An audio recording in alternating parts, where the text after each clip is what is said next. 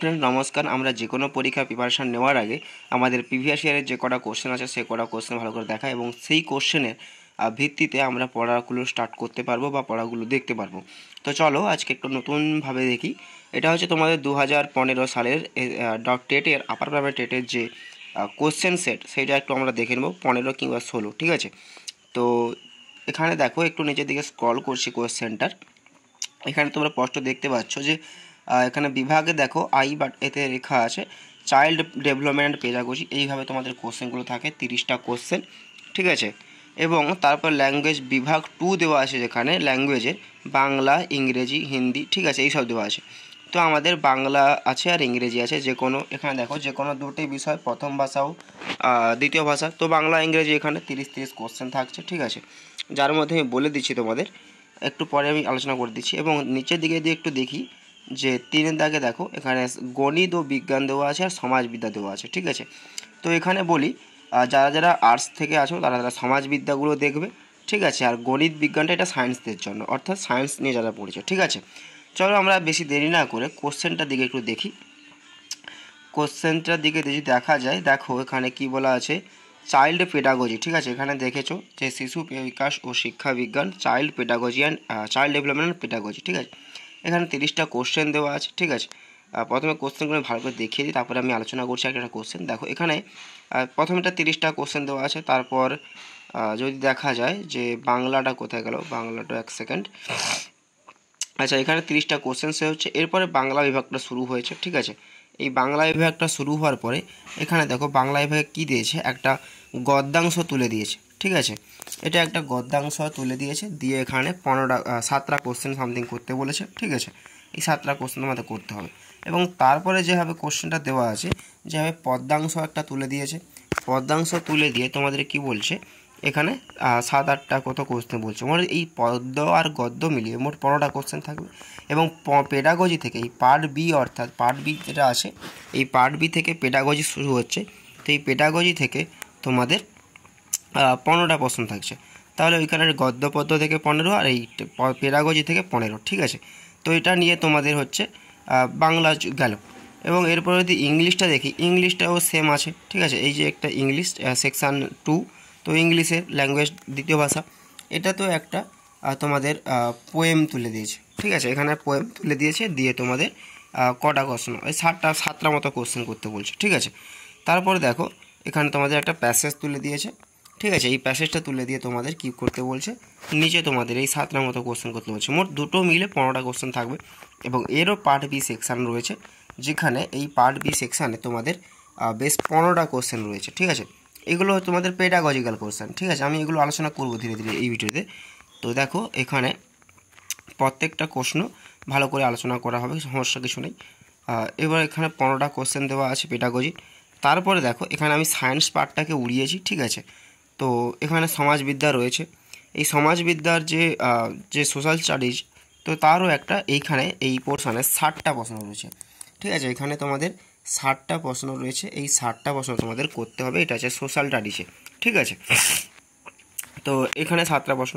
এখন এবারে আমি দেখে নিই যে প্রথমে আমরা 1 নম্বর থেকে শুরু করে প্রত্যেকটা কোশ্চেন, ঠিক আছে, যেগুলো আলোচনা করা দরকার সেগুলো একটু আলোচনা করে দেখে নিই কোশ্চেনগুলো কী আছে। তো ভিডিওটি একটু লেন্থ হতে পারে, তোমরা ভিডিওটি পুরোটা দেখো, নাহলে তোমাদের এই কোশ্চেন প্যাটার্নগুলো বা কোশ্চেনটা বুঝতে সমস্যা হবে এবং প্র্যাকটিসও তোমাদের অনেকটা ভালো হবে। তো চলো এখানে প্রথমে দেখো কি বলা আছে, শিক্ষার্থীদের পেশনা সৃষ্টির ক্ষেত্রে শিক্ষকের কর্তব্য কী।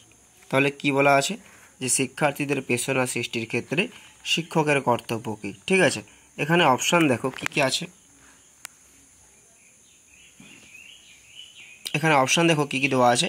শিক্ষার্থীদের মাঝে মাঝে উপদেশ দেওয়া, অপশান বি দেখো মাঝে মাঝেই ভুল ধরার জন্য বকুনি দেওয়া, এবং অপশান সি দেখো যেসব শিক্ষার্থী যতটা পারে ততটাই সাফল্য হিসাবে মেনে নেয়, ঠিক আছে। তারপর বলেছে ডি হচ্ছে খুব উঁচু মান বজায় রাখার চেষ্টা করা। আবার কোশ্চেনটা দেখো, শিক্ষার্থীদের পেশনা সৃষ্টির ক্ষেত্রে পেশনা মিন্স মোটিভেশন, ঠিক আছে। পেশনা মিন্স মোটিভেশন। তাহলে শিক্ষার্থীদের পেশনা সৃষ্টির ক্ষেত্রে শিক্ষকের কর্তব্য কী হতে পারে। দেখো শিক্ষার্থীদের মাঝে মাঝে উপদেশ দেওয়া, এটা ঠিক, নাকি মাঝে মাঝে ভুল ধরার জন্য বকুনি দেওয়া। ঠিক আছে। এবং অপশান সি দেখো শিক্ষার্থী যতটা পারে ততটাই সাফল্য হিসেবে মেনে নেওয়া। এবং ডি দেখো খুব উঁচু মান বজায় রাখার চেষ্টা করা। তাহলে এখানে সঠিক অ্যান্সার কোনটা হচ্ছে বলো? তাহলে এখানে সঠিক অপশান কোনটা হচ্ছে না, মাঝে মাঝেই ভুল ধরার জন্য বকুনি দেওয়া, এটা তো হবে না। শিক্ষার্থীদের মাঝে মাঝে উপদেশ দেওয়া, এটাও হবে না। তাহলে কোনটা হবে না, যেসব শিক্ষার্থী অর্থাৎ যে শিক্ষার্থী যতটা পারে তার জ্ঞান আর সামর্থ্য অনুযায়ী ততটুকুই মেনে নেওয়া উচিত, এটাই হচ্ছে পেছনার সৃষ্টি করা। ঠিক আছে, তাতে তারা কি করবে, এই রকমভাবে মানলে পরে ছেলেরা তাদের মনের ভাব যে প্রকাশ করা বা তাদের একটা চেষ্টা হয়, বকুনি দিলে ভয় পাবে এবং মাঝে মাঝে উপদেশ দিলে এটাও হয় এবং খুব উচ্চ মান বজায় রাখার চেষ্টা, মোটেও নয়, খুব উচ্চ মান বজায় রাখার চেষ্টা করা কোনো দরকার নেই। যতটা পারবে ততটা মেনে নেওয়াই হচ্ছে সাফল্য, অর্থাৎ অপশান নাম্বার সি হচ্ছে রাইট অ্যান্সার। বোঝা গেল? চলো তারপরে কোশ্চেন দেখো। এখানে তারপরে কী বলেছে, শিক্ষার্থীদের আগ্রহ বজায় রাখার কীভাবে সম্ভব, শিক্ষার্থীদের ইন্টারেস্ট বজায় রাখা কীভাবে সম্ভব। খ দেখো খুব সুন্দর বক্তৃতা দেওয়া। অপশান বি দেওয়া আছে দেখো বই থেকে ভালোভাবে উদাহরণ দেওয়া। অপশান সি দেখো শিক্ষার্থীদের পরিবেশ থেকে উদাহরণ দেওয়া। এবং ডি হচ্ছে রোজ পড়া ধরা। দেখো রোজ পড়া ধরার পরে শিক্ষার্থীদের আগ্রহ নষ্ট হয়, খুব সুন্দর বক্তৃতা দিতে তাদের বোরিং লাগে। ঠিক আছে, বক্তৃতা শুনতে হচ্ছে বোরিং লাগে, এবং বই থেকে ভালোভাবে উদাহরণ দিলে তারা এতটা আগ্রহী হয় না। তাহলে মেন কথা যেটা আগ্রহী হয় সেটা হচ্ছে শিক্ষার্থীদের পরিবেশ থেকে উদাহরণ দেওয়া, অর্থাৎ শিক্ষার্থীকে কোনো কিছু বোঝানোর সময় সেটিকে তার রিলেটেড, তার জানা সম্পর্কিত রিলেটেড, অর্থাৎ তার মানে কোনো কিছু বিষয়ের সঙ্গে রিলেটেড করতে হবে যেটার সঙ্গে সে পরিচিতি, সেই রকম থাকলে শিক্ষার্থীদের আগ্রহ বজায় রাখা সম্ভব। ঠিক আছে, চলো তারপরে দেখো কি বলা আছে এখানটায়। 3 নম্বর কোশ্চেন দেখো, শিক্ষার্থীদের পক্ষ সংক্রান্ত জ্ঞান শিক্ষকের প্রয়োজন, তার একটি কারণ শিক্ষার্থীদের কি হয়। অপশান বি দেখো উদ্বেগ দূর করতে পারেন। অপশান বি দেখো রাগ হলে শাসন করতে পারেন। অপশান সি দেখো শিক্ষার্থীদের পরীক্ষার ভয় দেখে শান্ত করতে পারেন। অপশান ডি দেখো হাসাহাসি বন্ধ করতে পারেন। তাহলে শিক্ষার্থীদের পক্ষ সংক্রান্ত জ্ঞান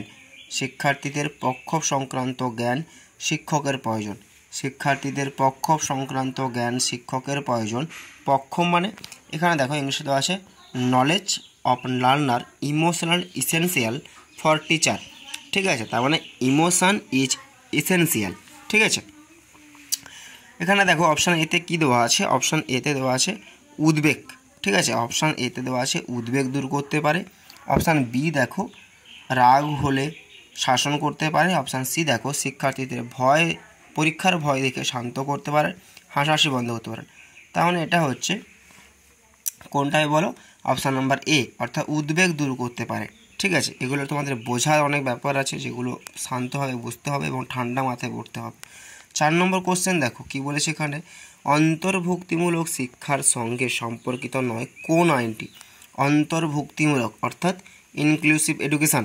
ঠিক আছে, ইনক্লুসিভ এডুকেশান মানে এর সঙ্গে সম্পর্কিত নয় কোনটা। দেখো শিক্ষার অধিকার, এটা অন্তর্ভুক্ত শিক্ষার মধ্যে পড়ছে। এবং শিশু শ্রম নিবারণ এটা নয়। দৈহিক শাস্তি বিরোধ। ঠিক আছে, তাহলে দৈহিক শাস্তি বিরোধ এটাও একটা ব্যাপার আছে, কিন্তু এটা হবে না। ঠিক আছে, এটা হবে না। এবং তারপরে কী বলছে, আচ্ছা বিশেষ চাহিদা সম্পন্ন শিশুদের অভিভাবক, না এটাও হবে না। তাহলে অন্তর্ভুক্তিমূলক শিক্ষার সঙ্গে সম্পর্কিত নয় কোনটি, নয় অপশান নম্বর বি, অর্থাৎ শিশু শ্রম ও নিবারণ। ঠিক আছে, অপশান নম্বর বি অর্থাৎ শিশু শ্রম নিবারণ। ঠিক আছে, এটাই হচ্ছে অন্তর্ভুক্তি শিক্ষার সঙ্গে সম্পর্কিত। চলো তারপরে কোশ্চেন দেখো 5 নম্বর কী দেওয়া আছে, সার্বিক মূল্যায়নের অর্থ কী। এখানে অপশান দেখো সমগ্র পাঠ্যক্রমের মূল্যায়ন। অপশান বি দেখো সর্বাঙ্গীন বিকাশের মূল্যায়ন। অপশান সি দেখো সমগ্র বৌদ্ধিক সক্ষমতার মূল্যায়ন। অপশান ডি দেখো সমস্ত শিক্ষার্থীর সঙ্গে একযোগে মূল্যায়ন। তাহলে সার্বিক মূল্যায়নের অর্থ কী বলো, সমগ্র পাঠ্যক্রমের মূল্যায়ন, নাকি সর্বাঙ্গীন বিকাশের মূল্যায়ন, নাকি সমগ্র বৌদ্ধিক সক্ষমতার মূল্যায়ন, নাকি সমস্ত শিক্ষার্থীর সহ একযোগে মূল্যায়ন। তাহলে সার্বিক মূল্যায়ন অর্থাৎ কী জানি আমরা, কম্প্রিহেনসিভ ইভ্যালুয়েশন। ঠিক আছে, কম্প্রিহেনসিভ ইভ্যালুয়েশন। তাহলে এখানে কোনটা হবে বলো? সর্বাঙ্গীন বিকাশ, সার্বিক মূল্যায়ন বলতে সর্বাঙ্গীন বিকাশ, ঠিক আছে, অর্থাৎ সমগ্র পাঠ্যক্রমের মূল্যায়ন এটাও হতে পারে, বৌদ্ধিক বিকাশের মূল্যায়ন এটাও হতে পারে, এবং শিক্ষার্থীর একযোগে মূল্যায়ন সেটাও হতে পারে। অর্থাৎ সর্বাঙ্গীন বিকাশ মানে শিক্ষার্থীর একজন শিক্ষার্থীর সার্বিক বিকাশ, কথার অর্থ হচ্ছে সর্বাঙ্গীন বিকাশ, ঠিক আছে। চলো তারপরে কোশ্চেন দেখো কী দেওয়া আছে। শিক্ষার্থীকে কি বলেছে এখানে? শিক্ষার্থীকে জানার কার্যকর উপায় হলো, শিক্ষার্থীকে জানার কার্যকর উপায় হলো কি দেওয়া আছে? মূল্যায়ন, খেলা, তার বাড়িতে যাওয়া, পর্যবেক্ষণ। তাহলে শিক্ষার্থীকে জানার, দেখো শিক্ষার্থীকে জানার জন্য কার্যকর উপায় হচ্ছে খেলা হবে না, প্রথমে বাদ পড়ে যাচ্ছে, এবং পর্যবেক্ষণ এটা হতে পারে, বা তার বাড়িতে যাওয়া এটাও হবে না, ঠিক আছে। তাহলে বিসির মধ্যে কোনোটা হচ্ছে না, এখানে কোন মূল্যায়ন হতে পারে এবং পর্যবেক্ষণও হতে পারে। তাহলে এখানে মেনলি যে রাইট অপশানটা সেটা হচ্ছে অপশান নাম্বার ডি, অর্থাৎ একটা শিশুকে পর্যবেক্ষণ করলে সে মানে একটা শিক্ষার্থীকে যদি পর্যবেক্ষণ করা যায় তখনই জানা যায় যে তার কতটা কার্যকর হয়েছে বা কার্যকর উপায়টা, ঠিক আছে। তো আমরা নেক্সট প্রশ্ন দেখি কি রয়েছে। দেখো এখানে কি বলেছে, একজন ছাত্রকে অপর একজন সহপাঠী বারবার বিরক্ত করলে কি করবেন? একজন ছাত্রকে অপর একজন সহপাঠী বারবার বিরক্ত করলে কি করবেন? অপশানগুলো দেখো। অপশান নম্বর এ দেওয়া আছে সহপাঠীকে শাস্তি দেবেন। অপশান বি দেখো আলাদা বসার ব্যবস্থা করবেন। অপশান সি দেখো সহপাঠীকে পরামর্শ দান করবেন। অপশান ডি দেখো অভিভাবককে ডেকে পাঠাবেন। এখন প্রশ্নটা হচ্ছে যে একজন ছাত্রকে অপর একজন সহপাঠী বারবার বিরক্ত করছে, কি করবেন শিক্ষক? এখানে সহপাঠীকে শাস্তি দেবেন, আচ্ছা আলাদা করে বসার ব্যবস্থা করবেন, সহপাঠীকে পরামর্শ দান করবেন এবং অভিভাবককে ডেকে পাঠাবেন। তাহলে বলো কোনটা হচ্ছে? এখানে দেখো কোনটা হবে বলো? সহপাঠীকে শাস্তি দেবেন না, ঠিক আছে, কারণ তার কোনো কিছু জানার প্রয়োজনের জন্য সেটাকে বারবার বিরক্ত করছে। তো অপশান বি দেখো আলাদা বসার ব্যবস্থা করলে তখন ওই বাচ্চাটার মনে একঘেয়েমি শুরু হবে, যেটা সমস্ত বাচ্চার কাছ থেকে আলাদা রাখবে তাকে, ঠিক আছে, তাহলে এটাও হবে না। তাহলে দ্বিতীয়টাও বাদ গেল। এবং অভিভাবককে ডেকে পাঠাবেন, অভিভাবককে ডাকলে এই সব ব্যাপারে সমাধান হয় না, তাহলে সহপাঠীকে পরামর্শ দান করবেন, এটাই হচ্ছে রাইট অ্যান্সার, ঠিক আছে। দেখো এখানে প্রত্যেকটা অপশানই গায়ে গায়ে লাগা, ঠিক আছে, তবে যেটা আমাদের সঠিক অ্যান্সার সেটাই আমাদের দেখতে হবে। অপশান নাম্বার 8 দেখো, শিক্ষক কিভাবে প্রতিভা সম্পন্ন ছাত্রছাত্রীদের চিহ্নিত করবেন? শিক্ষক কিভাবে, কি বলেছেন এখানে, শিক্ষক কিভাবে প্রতিভা সম্পন্ন ছাত্রছাত্রীদের চিহ্নিত করবেন? অপশানগুলো দেখো। অপশান এ দেওয়া আছে তাদের পরীক্ষার ফল দেখে। অপশান বি দেখো শ্রেণীকক্ষে তাদের আচরণ দেখে। অপশান সি দেখো পারিবারিক তথ্য নিয়ে। অপশান ডি দেখো অন্য ছাত্রছাত্রীদের সঙ্গে সম্পর্কের ভিত্তিতে। তাহলে শিক্ষক কিভাবে প্রতিভা সম্পন্ন ছাত্রছাত্রীদের চিহ্নিত করবেন? তিনটে অপশান অনেক গায়ে লাগা আছে এবং অপশান নাম্বার ডি আছে যে অন্য ছাত্রছাত্রীদের সঙ্গে সম্পর্কের ভিত্তিতে, ঠিক আছে। তাহলে কোনটা হবে বলো? এখানে রাইট অপশান হচ্ছে অন্য ছাত্রছাত্রীদের সম্পর্কের ভিত্তিতে, অর্থাৎ অপশান নাম্বার ডি হচ্ছে রাইট অ্যান্সার। বোঝা গেল? তাহলে তারপরে কোশ্চেন দেখো কী রয়েছে।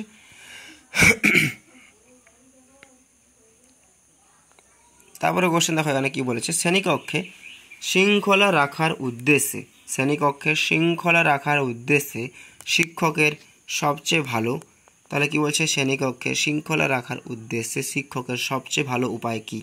এ দেখো দলগত কার্যভার দেওয়া। অপশান বি দেখো শৃঙ্খলার প্রয়োজনীয়তা সম্বন্ধে বক্তৃতা দেওয়া। এবং অপশান সি দেখো প্রধান শিক্ষকের নালিশ করা। অপশান ডি দেখো কড়া শাস্তি দেওয়া, ঠিক আছে। তাহলে শ্রেণীকক্ষে শৃঙ্খলা রাখার উদ্দেশ্যে, শ্রেণীকক্ষে শৃঙ্খলা রাখার উদ্দেশ্যে শিক্ষকের সবচেয়ে ভালো উপায় কোনটা বলো? অপশান নাম্বার এতে দেখো কি বলা আছে, দলগত কার্যভার দেওয়া। অপশান বি দেখো শৃঙ্খলার প্রয়োজনীয়তা সম্বন্ধে বক্তৃতা দেওয়া। অপশান সি দেখো প্রধান শিক্ষকের নালিশ করা, এবং অপশান ডি দেখো কড়া শাস্তি দেওয়া।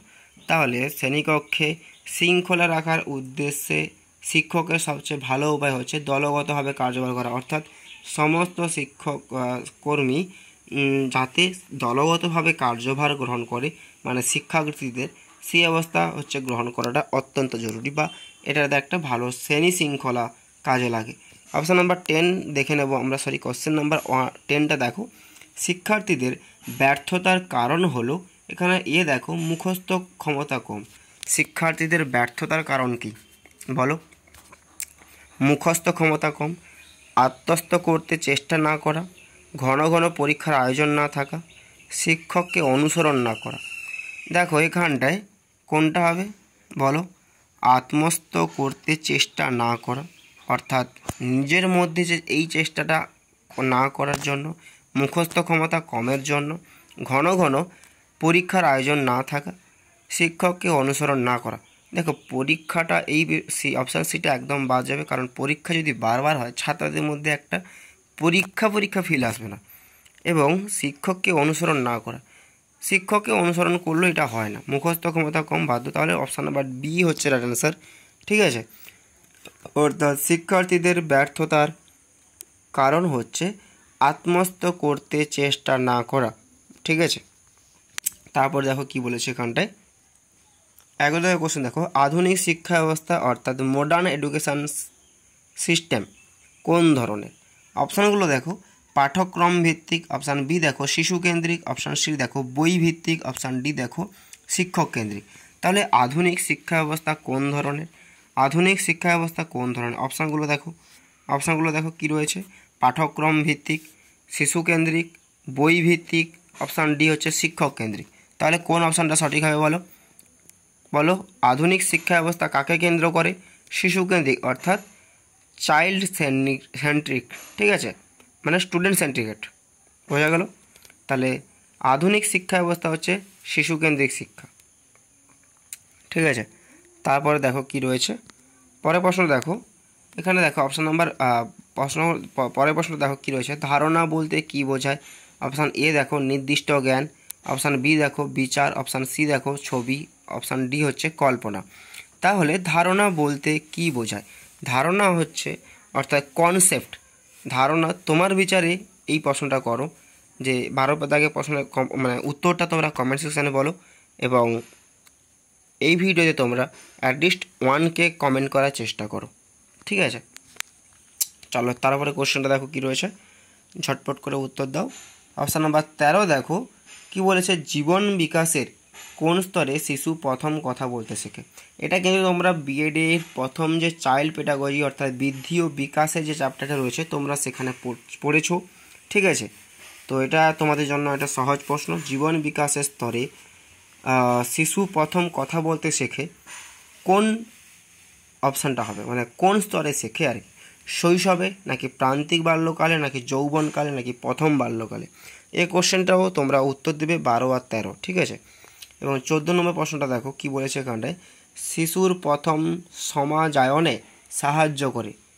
তাহলে কি সোশ্যালাইজেশান, শিশুর প্রথম সোশ্যালাইজেশান অর্থাৎ সমাজায়নে সাহায্য করে ভাষা, একাকিত্ব, পর্যবেক্ষণ, স্বাধীনতা। তাহলে দেখো আমরা 14 দাগে যদি প্রশ্নটা লক্ষ্য করি তাহলে এখানে কোনটা হবে? শিশুর প্রথম সমাজায়নে মানে সাহায্য করে কোনটা? ভাষা, কারণ একাকিত্ব কোনোদিনও সমাজায়নে সাহায্য করতে পারে না, পর্যবেক্ষণও সাহায্য হয় না, স্বাধীনতাও সাহায্য হয় না। সাহায্য মানে সমাজায়ন সোশ্যালাইজেশন করতে হলে একমাত্র আমাদের ভাষাটাই খুব প্রয়োজন। চলো তারপর কোশ্চেনটা দেখো কী রয়েছে, ধারণা গঠন কিসের উপর নির্ভরশীল? অপশান এ দেখো শিক্ষণের উপর, অপশান বি দেখো সঞ্চালনের উপর, অপশান সি দেখো দৃষ্টির উপর, অপশান ডি দেখো কল্পনার উপর। তাহলে কি বলেছে, ধারণা গঠন কিসের উপর নির্ভরশীল? বলো, ধারণা গঠন কিসের উপর নির্ভরশীল? শিক্ষণের উপর, নাকি সঞ্চালনের উপর, নাকি দৃষ্টির উপর, নাকি কল্পনার উপর? তাহলে যদি 15 দাগে কোশ্চেনটা দেখি তাহলে ধারণা গঠন কিসের উপর হয়? দেখো কল্পনা তখনই করতে পারে যখন সে জিনিসটাকে জানে। ঠিক আছে, তখনই ইমাজিনেশান বাড়ে। ঠিক আছে, এবং দৃষ্টির উপর বলতে গেলে দৃষ্টির উপর সে বা শিক্ষার্থী বা দৃষ্টিভঙ্গি সেরকমটাও নাও হতে পারে, এবং সঞ্চালনের উপর, তার মানে এখানে যা দেখা যাচ্ছে শিক্ষণের উপর, অর্থাৎ বাচ্চা লার্নিং যেটা শিখবে, যেটাকে তুমি মানে শিক্ষক যেটা বাচ্চাকে শেখাবে তার উপরেই একজন শিক্ষার্থী তার ধারণা গঠন হতে পারে। ধরো সাপোজ তুমি একটা বাচ্চাকে বলছো যে 4টা পা আছে, একটা লেজ আছে, তখন সে কল্পনা করতে পারবে, বা এটা হচ্ছে বলা হয় গরু। তো ঠিক আছে, তো এইরকমভাবে একটা তৈরি করার পরে বাচ্চার মাথায় ধারণা গঠন হয় শিক্ষণের উপর। একটা বাচ্চা যখন শিখবে শিক্ষণের উপর তার হচ্ছে ধারণা গঠনটাই হয়। 16 নম্বর কোশ্চেন দেখো কি রয়েছে, যে শিক্ষার্থীদের মধ্যে সহযোগিতামূলক শিক্ষণের ফলে অপশান নাম্বার এ দেখো কি বলেছে এখানে, শিক্ষার্থীরা স্বনির্ভর হয়। অপশান বি দেখো, শিক্ষার্থীদের সকলেই সমান শেখে। অপশান সি দেখো, শিক্ষার্থীদের পেশনা কমে যায়। অপশান ডি দেখো, তাদের কাছে শিক্ষকের প্রয়োজন থাকে না। তাহলে শিক্ষার্থীদের মধ্যে সহযোগিতামূলক শিক্ষণের ফলে অর্থাৎ কোঅপারেটিভ লার্নিং এই শিক্ষণের ফলে কি হয়, কোনটা হবে বলো? অপশান এতে আছে শিক্ষার্থীরা স্বনির্ভর হয়, এটা হতে পারে। শিক্ষার্থীরা সকলেই সমান শেখে, এটা একটা কোনো ফলাফল হলো না, মানে সেই সহযোগিতামূলক যে কারণটা সেটা এটার মধ্যে পড়ছে না। শিক্ষার্থীদের পেশনা কমে যায়, তাদের কাছে শিক্ষকের প্রয়োজন থাকে না। দেখো 3টে অপশানই ভুল দেওয়া আছে, তার মানে 16 এ অর্থাৎ শিক্ষার্থীদের মধ্যে সহযোগিতামূলক শিক্ষণের ফলে শিক্ষার্থীরা স্বনির্ভর অর্থাৎ সেলফ রিয়েলাইজেশান বাড়ে। ঠিক আছে, মানে সে নিজের মধ্যে কনফিডেন্স থাকে যে আমি পারবো বা হ্যান ত্যান এই রকমই। ঠিক আছে, তো তারপরে দেখো কোশ্চেনগুলো, 17 নম্বর কোশ্চেন দেখো, এখানে কী বলছে, কোনটি ঠিক উচ্চ মেধা সম্পন্ন শিক্ষার্থীরা কোনটি ঠিক উচ্চ মেধা সম্পন্ন শিক্ষার্থীরা এখানে বলেছে যে সবসময় শান্তশিষ্ট হয়। অপশান বি দেখো, সর্বদাই অসাধারণ আচরণ করে। অপশান সি দেখো, দ্রুত সমস্যার সমাধান করে। অপশান ডি দেখো, দ্রুত যে কোনো কাজ সম্পন্ন করে। তাহলে এখানে কি বলেছে, কোনটি ঠিক উচ্চ মেধা সম্পন্ন শিক্ষার্থীরা সবসময় শান্তশিষ্ট হয়। অপশান বি দেওয়া আছে সর্বদাই অসাধারণ আচরণ করে। অপশান সি হচ্ছে দ্রুত সমস্যার সমাধান করে এবং দ্রুত যে কোনো কাজ সম্পন্ন করে। তাহলে উচ্চ মেধা সম্পন্ন শিক্ষার্থীরা কোনটা করে, সবসময় শান্তশিষ্ট হয়? মোটেও নয়, এরকম শান্তশিষ্ট হয় না। তাহলে এটা অপশান নাম্বার বাদ। বি হচ্ছে সর্বদাই অসাধারণ আচরণ করে, এটাও বাদ। দ্রুত সমস্যার সমাধান করতে পারে এবং এটা হতে পারে, এবং তারপরে কি বলছে, দ্রুত যে কোনো কাজ সম্পন্ন করতে পারে। দুটোই হচ্ছে একটা সঠিক গায়ে ঘেঁষাঘেঁষি উত্তর দেওয়া আছে, তবে 17 সি অর্থাৎ দ্রুত সমস্যার সমাধান করতে পারে, কারণ তারা ব্রিলিয়ান্ট স্টুডেন্ট। ঠিক আছে, দ্য গিফট চিলড্রেন। তাহলে option number C is the right answer. তারপরে দেখো কি রয়েছে, কিভাবে শিক্ষার্থীদের উদ্বেগ দূর করবেন। এখানে দেখো অপশান দেখো, এ দেওয়া আছে তাদের কখনো শাসন না করে। অপশান বি দেখো, ক্লাসে তাদের পূর্ণ স্বাধীনতা দেয়। অপশান সি দেখো, কারো প্রতি পক্ষপাতিত্ব করে না। অপশান ডি দেওয়া আছে উদ্বিগ্ন না হওয়ার উপদেশ দেওয়া। তাহলে কিভাবে শিক্ষার্থীদের উদ্বেগ দূর করবেন, উদ্বেগ অর্থাৎ অ্যাংজাইটি। ঠিক আছে, অ্যাংজাইটি হচ্ছে কীভাবে দূর করবেন, তাদের কখনো শাসন না করে। ঠিক আছে, অপশান বিতে দেওয়া আছে ক্লাসে তাদের পূর্ণ স্বাধীনতা দিয়ে। অপশান সিতে দেওয়া আছে কারো প্রতি পক্ষপাতিত্ব না করে। হ্যাঁ, এই পক্ষপাতিত্ব না করলে তাদের অ্যাংজাইটি দূর হবে, অর্থাৎ ভয়টা দূর হবে। ঠিক আছে, অপশান নাম্বার সিটা হচ্ছে রাইট অ্যান্সার, অর্থাৎ 18 সি হচ্ছে রাইট অ্যান্সার। তারপর দেখো কি রয়েছে,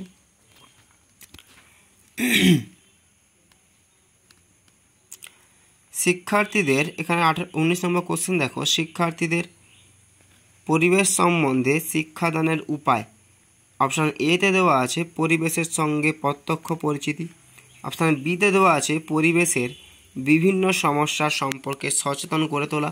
অপশান সিতে দেওয়া আছে বিভিন্ন বিষয়ের অন্তর্গত পরিবেশ সংক্রান্ত বিষয়গুলি পড়ানো। অপশান ডিতে দেওয়া আছে পরিবেশবিদ্যা পড়ানো।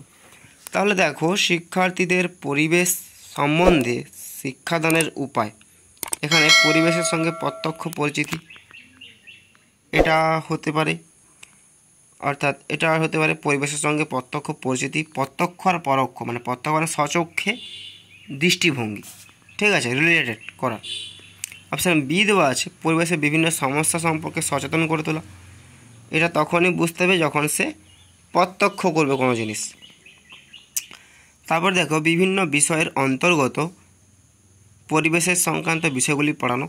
একটা জিনিস পড়ানোর থেকে প্রত্যক্ষ জিনিসটা খুব ইম্পর্ট্যান্ট। তার মানে বি আর সি আমাকে এ ইন্ডিকেট করছে যে এটা হচ্ছে রাইট অ্যান্সার। অপশান ডি হচ্ছে পরিবেশবিদ্যা পড়ানো। দেখো, পড়ানো জিনিসটা যদি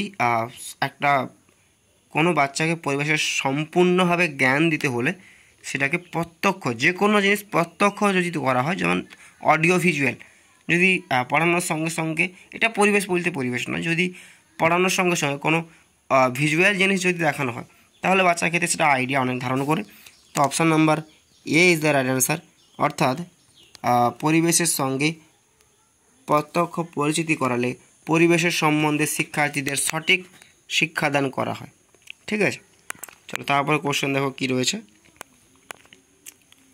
এখানে বলেছে, পুরো কোশ্চেন দেখো কী রয়েছে, ভাই গড স্কাই এর মতানুযায়ী এখানে কি বলেছে। অপশান এ দেখো কৃষ্টি শিক্ষার ফল, অপশান বি দেখো কৃষ্টি শিক্ষার ঐতিহ্য, অপশান সি দেখো কৃষ্টি শিক্ষার একমাত্র নির্ণায়ক, অপশান ডি দেখো কৃষ্টি শিক্ষণের সহায়ক উপাদান। তাহলে ভাই গড স্কাই মতানুযায়ী এখানে কি বলেছে, কৃষ্টি শিক্ষার ফল, কৃষ্টি শিক্ষার ঐতিহ্য। দেখো সবগুলোতেই কৃষ্টি শিক্ষার দেওয়া আছে। অপশান নাম্বার ডি দেওয়া আছে কৃষ্টি শিক্ষণের সহায়ক।